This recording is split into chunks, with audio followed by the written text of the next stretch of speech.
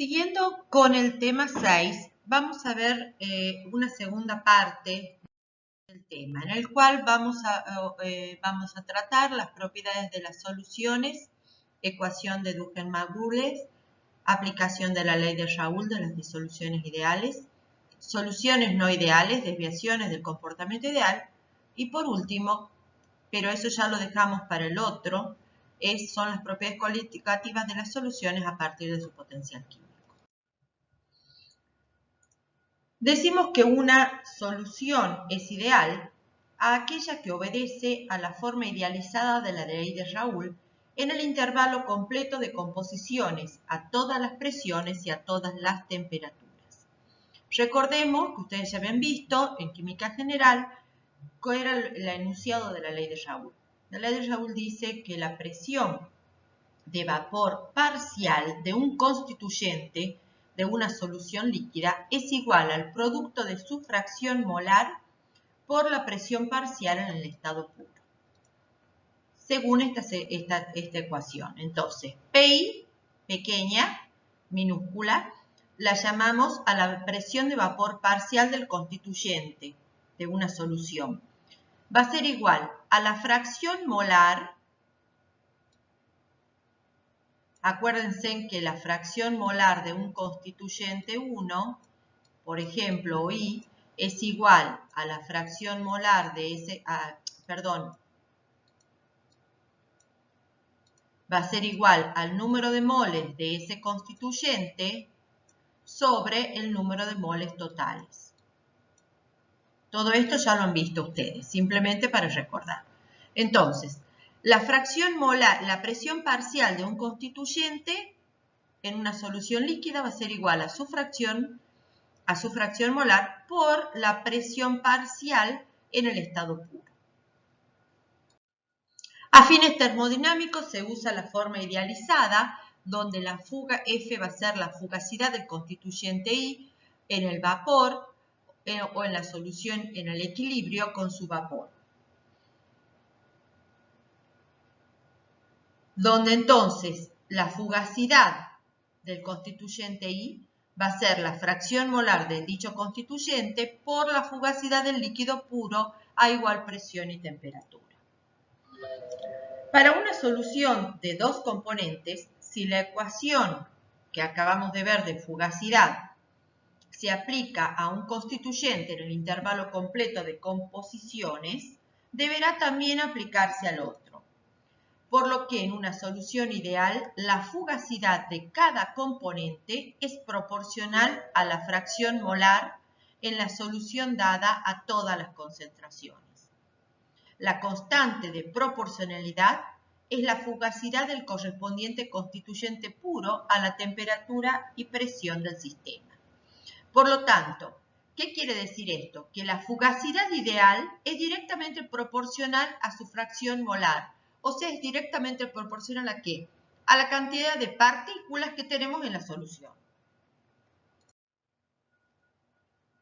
La ecuación de Duhem-Magules la vamos a deducir a partir del concepto de potencial químico. Si nosotros observamos en la gráfica, vemos que en las ordenadas se encuentra la energía de Gibbs en función del número de moles del constituyente en la solución.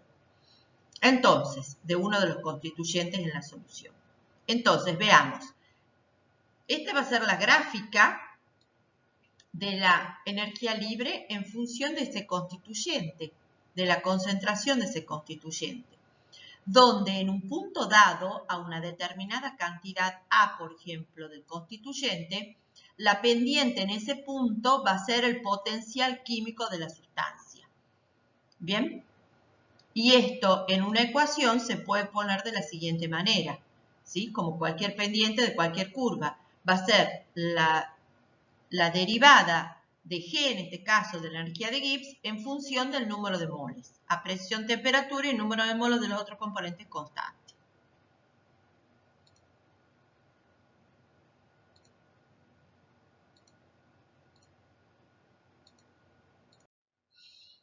Para un sistema formado por una solución líquida de dos componentes en equilibrio con sus vapores, a temperatura y presión constante, la condición para un cambio infinitesimal viene dada por la ecuación de Gibbs-Duhem, donde los potenciales químicos dependen de la composición. Entonces, la ecuación es la siguiente, ustedes ya la vieron en el capítulo 4, en el tema 4 de la materia, donde N1 y N2 son los moles de los constituyentes de la solución, 1 y 2. Mu1 y Mu2 van a ser los potenciales químicos de dichos constituyentes. Si nosotros a la ecuación de Gibbs-Duhem la dividimos por N1 más N2, nos va a quedar entonces N1 sobre N total por la derivada de Mu1 más N2 sobre N total por la derivada de Mu2.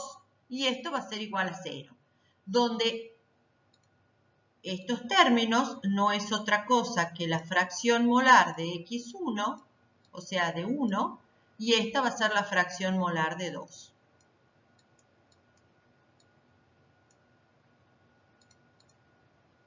Entonces, la ecuación nos va a quedar la fracción molar de 1 por la derivada del potencial químico del componente 1 más la fracción molar de 2 por la derivada del potencial químico de 2 igual a 0.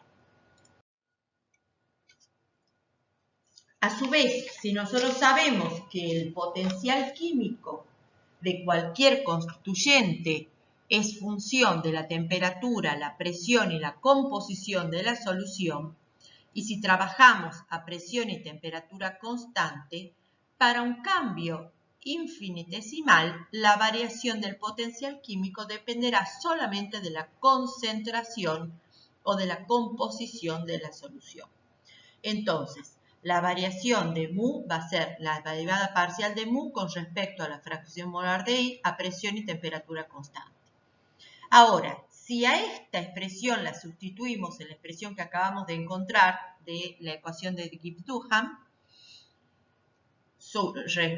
reemplazamos d mu I por esta forma, reordenando términos, o sea, sabemos que X1 más X2, o sea, la suma de las fracciones molares de los constituyentes nos da 1. Si derivamos esto, la va a ser derivada de la fracción molar 1 más la derivada de la fracción molar 2 igual a 0 por la derivada de una constante 0. Si pasamos al otro miembro, la derivada de X2, la derivada de X1 va a ser igual a menos la derivada de la fracción molar de 2.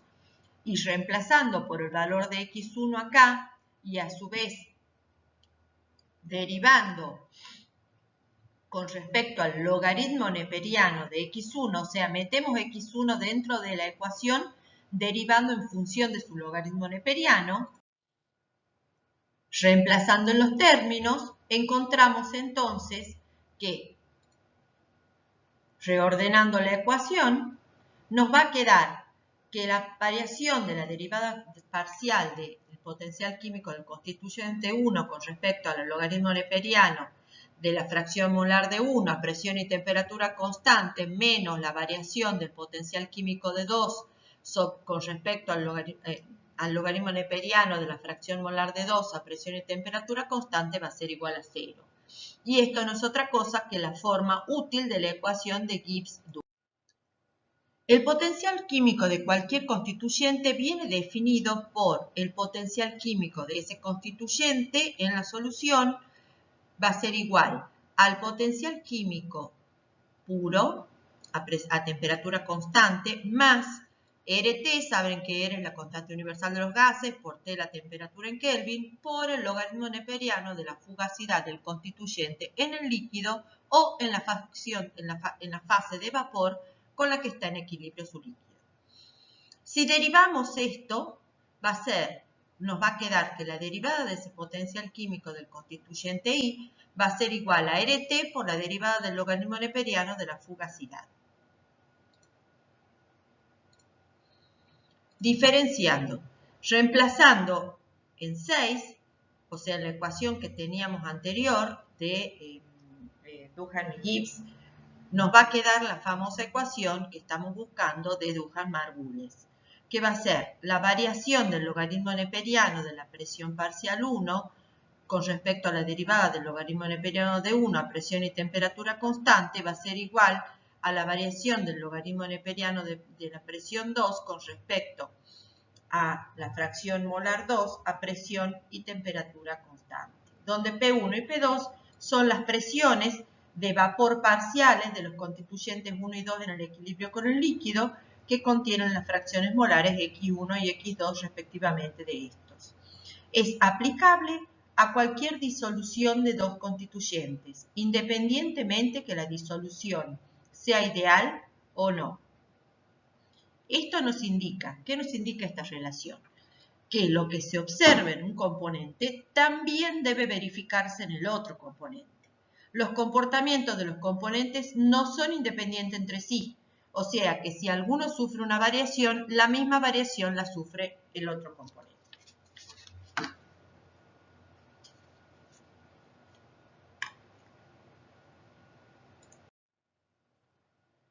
A esta ecuación se le encuentra y utiliza en su forma menos exacta y está basada en la aproximación donde el vapor se comporta como un gas ideal y donde P1 y P2 son las presiones parciales, las presiones de vapor parciales de los constituyentes 1 y 2 en equilibrio con el líquido, que contiene las fracciones molares X1 y X2.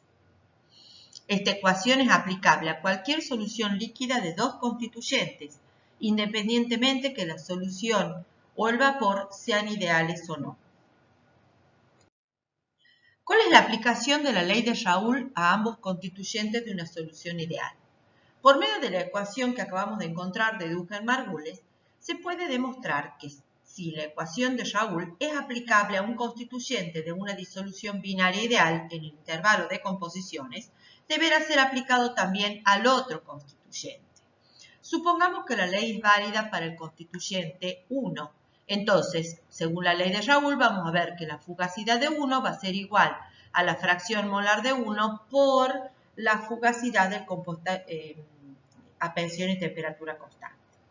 Tomando el logaritmo neperiano respecto a X1 y derivando con respecto a X1, vamos a encontrar entonces que la variación del logaritmo neperiano de la fugacidad de 1 con respecto a la fracción molar de 1, a la derivada del logaritmo neperiano de la fracción molar de 1 a presión y temperatura constante no es otra cosa igual a 1.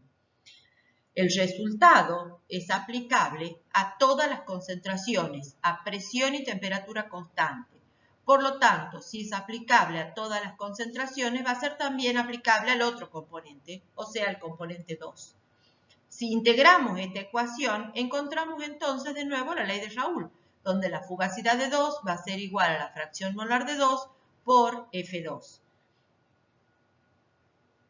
Obviamente que para un componente puro, ¿qué vamos a encontrar? Que la fugacidad de 2 es igual a la fugacidad pura. Si la ley de Raoult es aplicable a uno de los constituyentes de una mezcla líquida, a todas las composiciones deberá ser aplicable también al otro componente. Vamos a ver entonces el comportamiento gráficamente de lo que acabamos de encontrar. Aunque el tratamiento termodinámico preciso requiere el uso de fugacidades, desde el punto de vista práctico se usan presiones de vapor. Cuando las presiones de vapor no son muy elevadas, no se desvaría demasiado del comportamiento ideal y se podrá usar la ecuación que dice que acabamos de ver, que P1, la presión parcial 1, va a ser igual a su fracción molar por el componente puro, por la presión parcial del componente puro. Lo mismo que es válido para 1 es válido para 2. Las presiones parciales, vamos a ver entonces, salen del origen y la presión total es... Bien, si nosotros observamos la gráfica, vemos la gráfica de la presión de vapor en función de la fracción molar, donde ustedes tienen a la izquierda la graficada la variación de la presión de vapor del componente 1 y a la derecha graficada la presión de vapor del componente 2.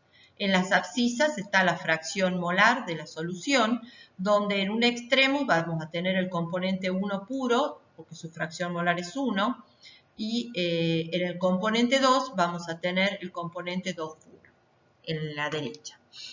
Por último, observamos que la presión parcial total es una recta que está entre los puntos P10 y P20. Entonces, analíticamente sabemos nosotros que la presión total es igual a la presión parcial 1 más el del constituyente 2. Si nosotros sabemos que la fracción molar de 1 es 1, la podemos poner como 1 menos la fracción molar del componente 2, reemplazando en cada una del valor de las presiones parciales y reemplazamos el valor de la fracción molar de 1 por 1 menos x2, reordenando la ecuación, obtenemos la ecuación para la presión parcial total, para la presión total, la cual no es otra cosa que la ecuación de una recta, ¿sí? Si graficamos presión en función de la fracción molar, observamos que la ordenada al origen no es otra cosa que P10, ¿sí? Y vemos que la pendiente está dada por P1 menos P2. Las presiones parciales, entonces, las podemos determinar no solamente analíticamente, sino también gráficamente. Bien, la composición de la fase de vapor en equilibrio de cualquier solución líquida se deduce fácilmente del hecho de que el número de moles o fracción molar de cada constituyente en la fase de vapor debe ser proporcional a su presión parcial, suponiendo que el vapor se comporta idealmente. Si nosotros tomemos que X1' y X2' representan las fracciones molares de los componentes en el vapor, la relación entre las fracciones molares va a ser igual a la relación de sus presiones parciales. Si nosotros reemplazamos por el valor de cada presión parcial, va a ser la relación de la fracción molar en el líquido en la solución de X1 por su presión parcial pura sobre la presión parcial del componente 2 por su presión parcial pura, siempre que sea aplicable la ley de Raoult. Si a su vez nosotros sabemos que X'2, o sea, la fracción molar en el vapor va a ser 1 menos del componente 2, va a ser igual a 1 menos la fracción molar del componente 1, y a su vez lo mismo para la solución, combinando las ecuaciones, obtenemos la siguiente ecuación, que la presión total va a ser igual a P10 por P20 sobre P10 menos X1' por P1 más P2.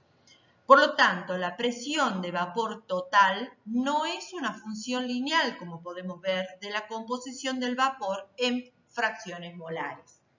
Entonces, nosotros habíamos visto que la presión total en la solución sí era una, en cambio, era una función lineal. Pero acá la presión de vapor total no es una función lineal de la presión de vapor, aunque es una función de dicho tipo de la composición en fase líquida en el caso de una solución ideal. Esta ecuación muestra que hay una composición definida del vapor que corresponde a cada composición de la solución. El resultado se puede ver en la siguiente figura, en la cual las curvas superior e inferior, no lineal, representan la presión de vapor total en función de la composición de las fracciones molares del líquido, X1, o del vapor, X1'. Y donde A cualquier presión, el punto A dará la composición del líquido que está en equilibrio con el vapor de composición B. O sea, si yo me paro en el punto A, acá, ¿sí?, me va a dar la fracción molar de A en la solución. Pero a su vez puedo tomarlo para esa concentración de A en la solución y lo saco, me puedo parar, me voy hasta B y saco la fracción molar de 1 en el vapor.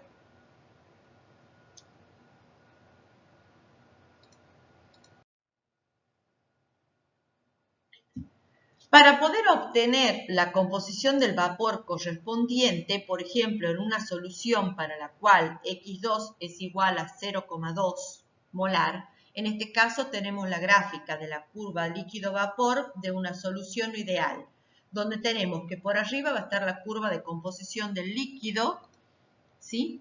Esta de acá. Y por abajo vamos a tener la curva de composición del vapor. Observemos que la curva de composición, la del líquido, es prácticamente una recta. Toda esta gráfica es una gráfica de una solución real, o sea, es una gráfica empírica, ¿sí? De la composición de una solución ideal a temperatura constante. Bien, esto es muy importante. Entonces, podemos ver que, por ejemplo, para una solución de una concentración X2 y 0,2, nos movemos verticalmente hasta el punto C. Para obtener la presión de vapor total de la solución, la misma se establece en la curva de vapor de la composición D y la encontramos a 0,402. ¿Sí? Lo mismo que, por ejemplo, si subimos para 0,6 en el líquido, nos movemos hasta la curva de la presión de vapor y encontramos 0,8 en la presión de vapor. Se observará entonces que el vapor siempre es más rico de X2 que la solución. Es decir, el vapor es más rico con el componente más volátil.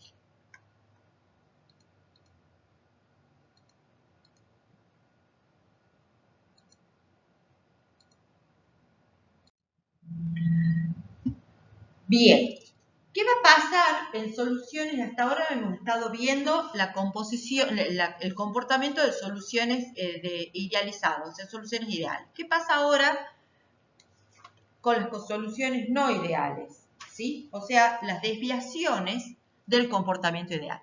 Si tenemos una mezcla de dos líquidos, vamos a ver entonces qué va a pasar tomando algunas consideraciones teóricas primero. Si una mezcla de dos líquidos se comportara idealmente, los dos tipos de moléculas deben ser similares, por lo que el entorno de la molécula en la solución es similar al que siente en líquido puro. ¿Se entiende? Un comportamiento ideal, acuérdense que una molécula cuando están en la solución sienten las fuerzas de interacción entre ellas.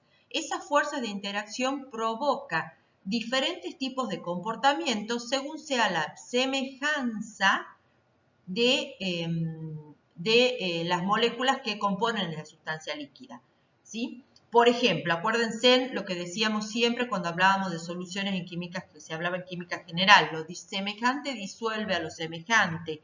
¿Qué quiere decir? Si los compuestos polares se disuelven fácilmente en compuestos polares, no así en compuestos no polares, o algunos pueden ser parcialmente polares, entonces da una miscibilidad parcial.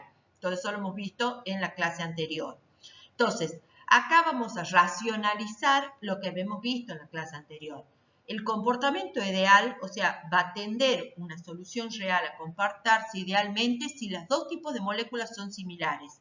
Entonces obedecerá a la ley de Raoult. Por ejemplo, benceno y tolueno, hexano y heptano, por ejemplo, etanol y agua, etc. La segunda consideración nos dice, una mezcla de líquidos formada por moléculas análogas, es de esperar que obedezcan a la ley de Raoult, por lo que la presión de vapor o fugacidad de cada constituyente es directamente proporcional al número de moléculas en la fase líquida. ¿Se entiende? Repito, por lo que la presión de vapor o fugacidad de cada constituyente es directamente proporcional al número de moléculas en la fase líquida. Y por último, si los constituyentes de una mezcla son de naturaleza diferente, es de esperar que las desviaciones del comportamiento ideal. La mayoría de las desviaciones son de naturaleza positiva, así la presión parcial real de cada constituyente es mayor a la que sería si obedeciera a la ley de Raoult. Para soluciones de desviación de este comportamiento ideal, vamos a aplicar entonces la ecuación de Duhem-Margules que acabamos de encontrar, que dice, si un constituyente de una mezcla muestra desviaciones positivas del comportamiento ideal, el otro constituyente también las debe mostrar. Entonces, Si nosotros tenemos que F1 es mayor que X1 por F1, 0, entonces indicará que hay desviaciones positivas para el constituyente 1. Por lo tanto, si hay desviaciones positivas para el constituyente 1, también la habrá para el constituyente 2. Por lo tanto, se aplica entonces que F2 del 2 va a ser mayor que X2 por F2, 0, indicando que el constituyente 2 también presenta. Si la desviación es negativa para un constituyente, también lo debe ser para el otro. Estas desviaciones negativas del comportamiento ideal se observan únicamente en sistemas en los que las distintas moléculas ejercen una atracción mutua muy fuerte. Para una disolución no ideal que muestre desviaciones positivas, o sea, donde la relación de sus fugacidades sea mayor que la fracción molar del componente, al aumentar la temperatura, la mayoría de los sistemas tienden a un comportamiento ideal, por lo que a mayor temperatura F1 sobre F2 va a disminuir. Entonces, por lo que si nosotros sabemos que la variación de la fracción molar, la cual la podemos reemplazar por Fi sobre Fi', con respecto a T, no es otra cosa que el delta de H sobre RT cuadrado, ¿verdad? Por lo tanto, H1 puro menos la entalpía del constituyente I va a ser menor que 0. Por lo tanto, HI1 va a ser menor que HI. Esto nos dice que si el contenido calórico de una disolución formada por N moles de 1 y N2 moles de 2 va a ser igual a la entalpía molar parcial, va a ser igual a N1 por la entalpía molar de 1 más N2 por la entalpía molar de 2. Esta ecuación ya la habíamos obtenido, ¿se acuerdan? En el tema 3 en termoquímica. No hace falta que la explique. Por lo tanto, si la suma de los contenidos calóricos de los constituyentes de las mezclas va a ser igual a H1, 0, HI 0 con N1 por H1, 0 más N2 como H2, 0, y si H1 es mayor que H1, 0 y H2 es mayor que H2, 0, o sea, mayor que sus constituyentes puros, llegamos entonces, resulta evidente que el contenido calórico total de la mezcla debe ser mayor que la de los constituyentes puros. Por lo tanto, en una mezcla de dos líquidos puros que forman un sistema que muestra desviaciones positivas de la ley de Raoult, hay una absorción de calor, mientras que la formación de una solución que muestre desviaciones negativas de la ley de Raoult va acompañada por un desprendimiento de calor. Ahora bien, si se supone que los vapores se comportan idealmente, lo que es posible, aunque la disolución no sea ideal, la ecuación de Duhem-Magul nos dice de la siguiente manera: X1 sobre P1 por la variación de P1 con respecto a la variación de 1, y va a ser igual a lo mismo para 2, a presión y temperatura constante. Las magnitudes X1 sobre P1 y dP1 sobre X1 para cada constituyente se pueden determinar fácilmente si se han determinado las curvas de las presiones parciales de vapor de los dos constituyentes. Para una solución en la que este producto es el mismo para ambos constituyentes, por lo que cualquier disolución dada, el valor de este producto lo podemos aplicar. Si es válido para uno, es válido también para el otro constituyente. Ahora bien, si la presión de vapor de los constituyentes puros se encuentran muy próximas, una desviación positiva apreciable de la de Raoult dará un máximo en la curva de la presión de vapor total y una desviación negativa dará un mínimo. Como se puede observar acá, las desviaciones positivas van a ser por arriba de lo que sería la curva, si respondiera a la ley de Raoult. Vemos entonces que en todos los casos las desviaciones son por arriba de la ley de Raoult. Y cuando es negativa vemos que para el componente 1, para el componente 2 y para la presión de vapor total es por abajo de lo que predice la ley de Raoult. Bien, Hasta ahora entonces hemos visto el comportamiento con respecto a soluciones diluidas que responden a la ley de Raoult o que se desvían hacia esa ley. Veamos ahora de qué trata la ley de Henry. Henry es un químico inglés que vivió en un periodo importante para la química, donde todo lo que obtenían era a través de ecuaciones empíricas, o sea, de la observación de los experimentos que ellos hacían. Y nos dice que en una solución ideal, el solvente y el soluto obedecen a la ley de Raoult. Sin embargo, William Henry descubrió en sus experimentos que en las soluciones reales a baja concentración, si bien la presión de vapor del soluto es proporcional a su fracción molar, la constante de proporcionalidad no es la presión de vapor de la sustancia pura. Recordemos, hasta ahora habíamos visto que la constante de proporcionalidad entre la presión parcial de vapor y la presión y la fracción molar era la presión parcial de la sustancia pura. Pero acá Henry nos dice que para soluciones muy diluidas, no es la presión parcial del soluto, no es la fracción molar pura. Si nosotros observamos en la figura, podemos ver este comportamiento, donde las presiones parciales reales o fugacidades resultan asintóticas cuando X tiende a 1. Si ustedes ven acá, son asintóticas con, fíjense acá, con la ecuación, perdón, no les estoy señalando. Si ustedes ven acá, es prácticamente asintótica con lo mismo que acá, ¿sí? Cuando las presiones parciales tienden a 1. Ese es el comportamiento que estudió Henry.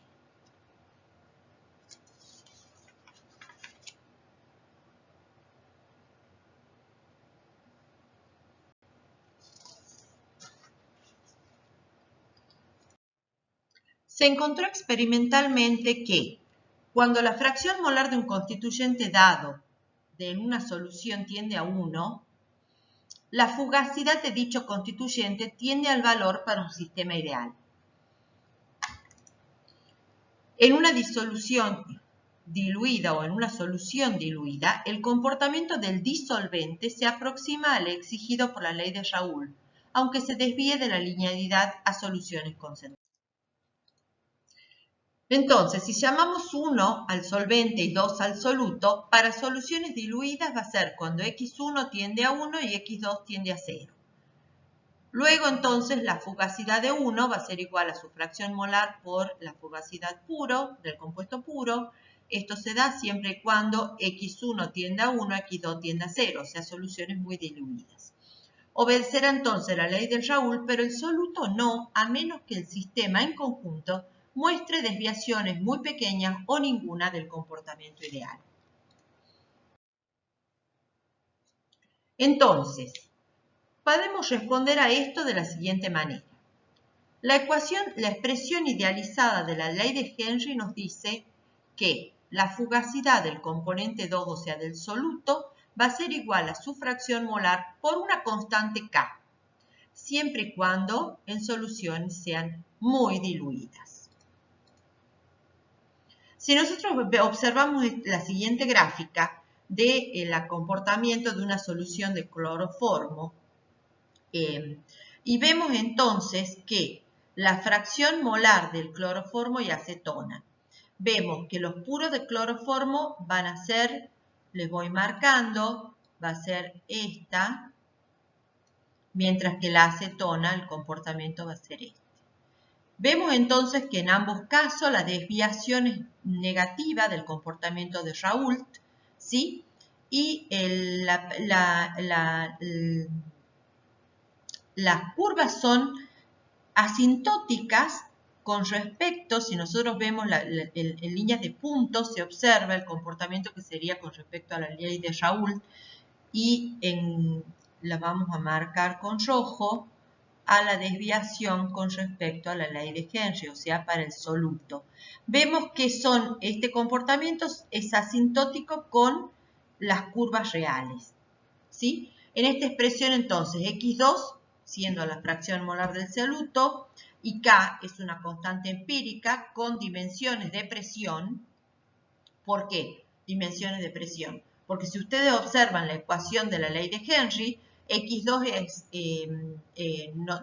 es adimensional, por lo tanto no queda otra, y la fugacidad que es, tiene dimensiones de presión, por lo tanto K tiene que tener dimensiones de presión. Elegida entonces del gráfico, la presión de vapor del soluto en función de su fracción molar va a ser tangente a la curva experimental para X igual a 0. Bien.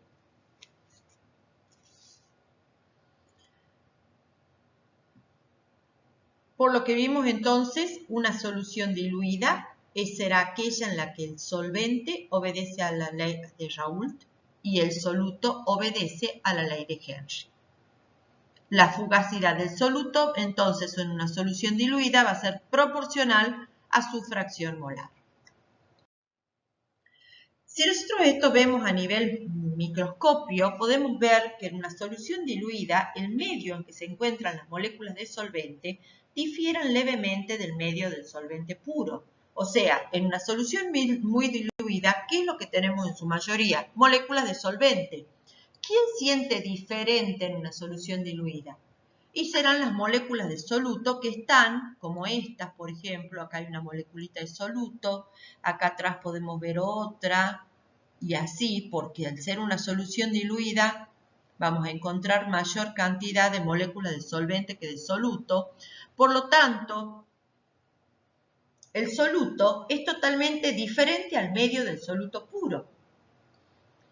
Cuando un componente, como el solvente, es casi puro, su presión de vapor es proporcional a la fracción molar con una pendiente P asterisco B, que le llamamos, corresponde a la ley de Raoult.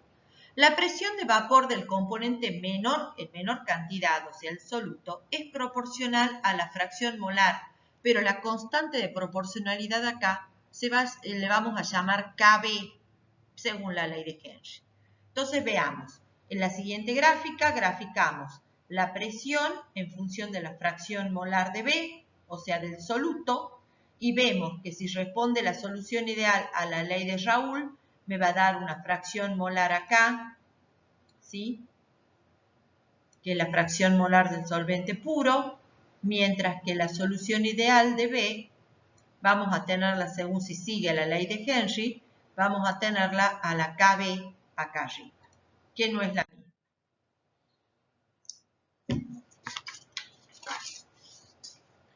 La ley de Henry puede deducirse fácilmente de la ley de Duhem-Margules, que ya hemos deducido. Sabemos entonces que para el solvente, volvemos de nuevo, la fugacidad del componente 1 va a ser igual a X1 por la fugacidad pura de 1. Para el soluto va a ser que la variación del logaritmo neperiano de 2 con respecto a la fracción de molar de 2 a presión y temperatura constante es igual a 1. Si X tiende a 1 e integramos la ecuación 2 en un intervalo limitado, nos va a quedar que el logaritmo neperiano de la fugacidad 2 va a ser igual al logaritmo neperiano de la fracción molar 2 más una constante de integración. Si nosotros sabemos que F2 es igual a X2 por K, cuando, o sea, vamos a llegar a esta conclusión, cuando X1 tiende a 1 y X2 tiende a 0. Entonces, en cualquier dilución para la cual es apreciable la ley de Raoult, la ley de Henry debe ser válida para el soluto en el mismo intervalo de concentraciones. Si nosotros tenemos la gráfica, entonces, de la fracción molar en función de la presión parcial, vemos que para el soluto, ¿sí?, vamos a seguir, va a ser asintética con respecto a la ley de Raoult, y para el comportamiento del solvente, la del solvente va a ser asintótica con respecto a la ley idealizada de Raoult, mientras que el comportamiento del soluto va a ser asintótica con respecto a la ley de Henry. Entonces, la curva 1, podemos ver, es el sistema ideal que obedecerá a la ley de Raoult en el intervalo completo de composiciones. En el caso que K sea igual a la fugacidad y la ley de Raoult y de Henry sean iguales. Entonces, acá tenemos el caso 1, ¿sí? La curva 2 me dice que para un sistema con desviaciones positivas en el intervalo diluido a la izquierda del diagrama, Hay una desviación de la ley de Raoul, pero la curva tendrá una pendiente lineal, o sea, satisface a la ley de Henry. Para la curva 3 lo mismo, pero con desviaciones negativas. Y acá vamos a ver que va a satisfacer a la ley de Raoul.